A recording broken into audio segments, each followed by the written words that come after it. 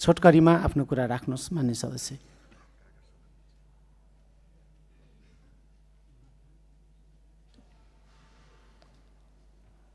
Mic.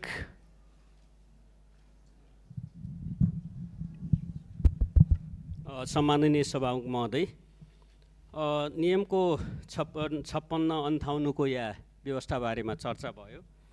हामी नयाँ parliament आइसकेपछि सभामुखजी नयाँ हुनुहुन्छ, सामान्य कैयौँ कुरा फेरि हामी सिकाइबाट नै जान्दै जाने कुरा हो।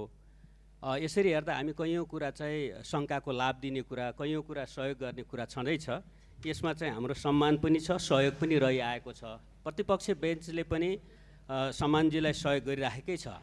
मैले भन्न खोजेको कुरो के भने यो नियम 56 नयाँ व्यवस्था हो।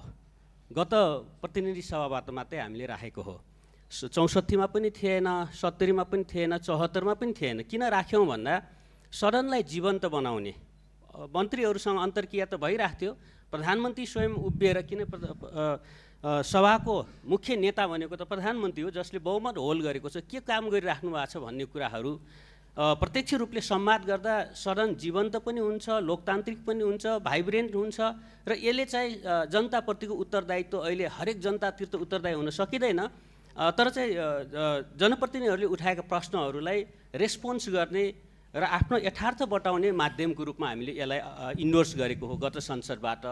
त्यसो गर्दा यसलाई चाहिँ हामीले व्यवस्था गरिसकेपछि लगातार जसो हरेक महिनाको पहिलो हप्ता प्रश्न उत्तर हुँदै आएको, पछि आउनुहुने एकजना प्रधानमन्त्रीले पनि झन्डै यस्तै गरेर इग्नोर गर्नु, बल्ल बल्ल फकाएर ल्याएर केही संवाद गरिएको थियो।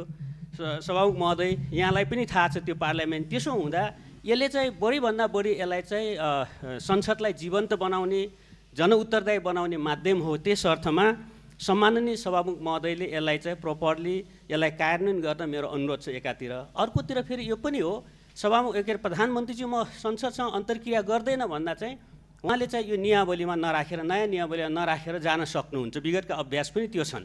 त्यतातिर फर्कन खोज्नुभयो जस्तो लाग्दैन प्रधानमन्त्रीज्यू या सत्तारूढ दल। त्यसो गर्दा यसलाई इगोको विषय, प्रतिपक्षको इगो, सत्तापक्षको इगो, म प्रश्नै लिँदैन भन्ने खालको इगो भन्दा पनि हामीले यो नियमावली लागू गरियोस् भन्दा चाहिँ प्रधानमन्त्री आज आउनुभयो। आइसकेपछि प्रपर विगतका अभ्यास पनि छन्, नियमावलीको नियम 58 मा पनि छ कि 3 दिन अगावै प्रश्न लिएर कले त्यो एकसाथ नै व्यवस्थित हुन्थ्यो। त्यो भएपछि लिखित रूपले नै प्रधानमन्त्री पनि तयार भएर आउँदा चाहिँ डिटेल जनतालाई हामी एउटा चाहिँ बताउन सक्ने माध्यम पनि हो नि त यो त प्रधानमन्त्रीको सरकारको लागि। त्यस अर्थमा यसपटक सुरु भयो, खुसी मान्नुपर्ने कुरा जस्तो भयो। यो आउनु पर्यो भन्दा कमसेकम यो महिनाको नियमावली कार्यान्वयन भयो, यसमा चाहिँ संसद सफल भयो। सम्माननजी चाहिँ यसलाई नियमावलीको अभ्यासमा आउनुभयो, सभामुख महोदय पनि, प्रधानमन्त्री पनि। तर आगामी महिनाका अभ्यासहरू यसलाई प्रपर अभ्यासको रूपमा कि यसलाई चाहिँ अहिले सिक्दै गर्दै गर्ने रूपमा पनि अगाडि जाउँ। यसमा चाहिँ प्रतिपक्षी दलबाट पनि इगोको रूपमा नयाँ मान्यजीहरू हुनुहुन्छ, त्यसै सत्ता पक्षबाट पनि यो हाम्रो प्रधानमन्त्रीले के गरिदिनु खोज्या भने इगोको विषय नै होइन। यता संसदलाई बलियो बनाउने, जनतालाई बलियो बनाउने। यो त प्रधानमन्त्री आज पनि आफ्नो प्रश्नमा सुन्दै आइरहेको थिएँ, मैले ढिलो आएँ, लाइभ सुन्दै आउँदा प्रधानमन्त्री लाइभ दिन पनि त थुप्रै आफ्नो कुरा बताउनु भयो नि त। लिपुलेखका कुरालाई अरू कुराहरू प्रश्नमा त असाध्यै मजासँग आफ्नो कुरा भन्न पाउनुभयो। त्यो त देशकै शिर उच्च हुन्छ, जनताको छाती गौरवले फुल्छ कि यसरी कोसिस भइरहेको रहेछ भन्दा। त्यसैले यसलाई चाहिँ सम्मानित सभामुख महोदय, यो नियममा भएका व्यवस्थाहरूलाई नियम सङ्गत नै अगाडि बढाउँ। यसपटकलाई के भयो यसलाई चाहिँ कार्यव्यवस्था बसेर पनि समीक्षा गरौँ।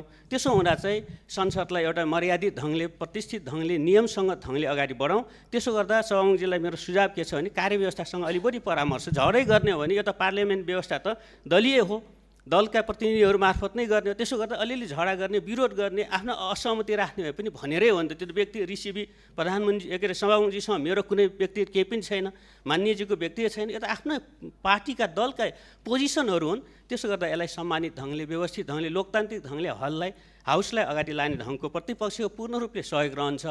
सभामुखजीले पनि त्यो खालको वातावरण बनाइदिनुको लागि मेरो अनुरोध छ। धन्यवाद। मान्य सदस्य